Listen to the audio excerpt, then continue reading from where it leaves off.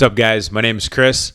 I am an entrepreneur of almost 16 years at this point, and I happen to coach entrepreneurs as well internationally, starting and scaling their business to the 8-figure mark.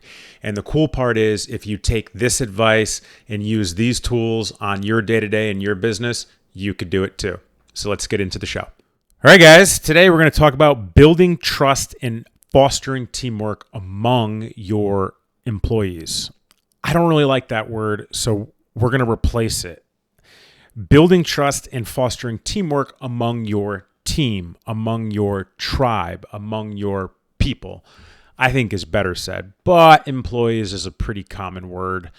Shout out to everybody who thinks that that word should be removed from any entrepreneur's vocabulary. All right. The first step we're going to talk about when it comes to building trust and fostering teamwork among your team is building trust with yourself as the owner, as the leader, as the entrepreneur.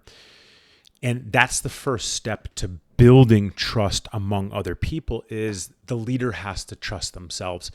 And this is probably an unorthodox topic taught, but something that I've learned along the way, not trusting myself as a leader, like with decisions and holding myself accountable.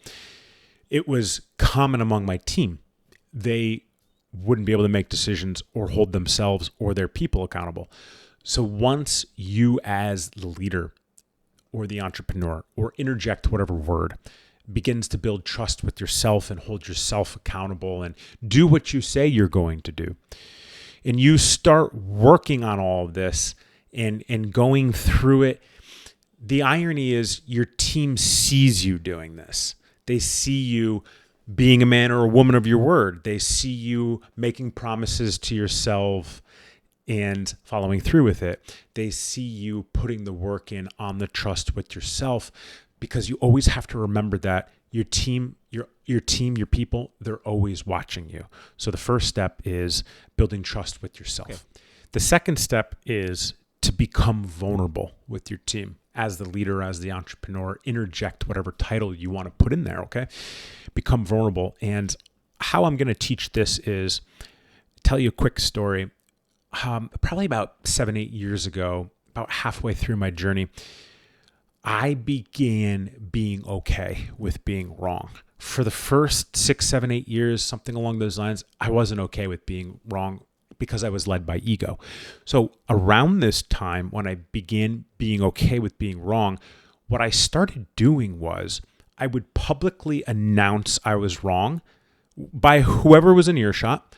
I would raise my hand and I would say, I am wrong, you are right, or the group is right. And then I would drop down and do 50 push-ups, sometimes 30, sometimes 50, depended on what type of mood I was in. But I would publicly raise my hand. I would admit that I was wrong, and I would publicly do push-ups. Why would I do push-ups? Well, it's win-win, right? I'm wrong. I'm showing people it's okay to be wrong, and I'm also developing the boobs. So remember, they, meaning your team, are always watching you. If they see you, the entrepreneur, the leader, the guy, the woman, the person, being okay with being wrong, that gives them the trust to be okay with them being wrong and fundamentally becoming vulnerable themselves, which, when that happens, the leader and the team can all be vulnerable. That's when some pretty good growth comes for everybody in the company. Last but not least, if you really want to build trust, you have to always be there for your team. Always.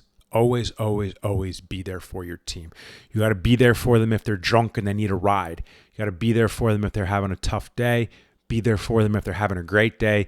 Be there for them always. If you say, I'll always be there for you whenever you need me, as a leader, as the entrepreneur, you're always going to have to show up. You're always going to have to be there for them. Quick little story that I want to tell regarding this is a couple of years ago, something along those lines, my number 2, my top person, was going through a pretty rough spot in her life, and she had to get an apartment. And around that time, there were no apartments available. And eventually she had found an apartment, and she came to me and she said, Chris, basically you said you would always be there for me. I don't know anything about apartments. My appointment is on Sunday at X time. Can you show up and look at it with me? And I checked my calendar and I said, yeah, absolutely. So that day had come. And about an hour or two before that appointment, one of my clients that I was working with, I had asked him, that client, to introduce me to his friend who happened to be Robert O'Neill. Robert O'Neill is the former SEAL that shot bin Laden and killed bin Laden several years ago. Well, my friend was friends or is friends with O'Neill. And I had asked my friend, please introduce me to O'Neill. I would love to meet him. We're of the same, cut from the same cloth virtually, being military guys. If the opportunity ever arises, just give me a call. Well, it just so happened to be that day when I obligated myself to show up to my team member's appointment to check out the apartment with them to help them. I got the phone call. My friend called me, said, Robert O'Neill said he wants to meet you. We're in New York City. Drop what you're doing. Come down here and meet us. I'm located in Connecticut. It's not very far from New York City.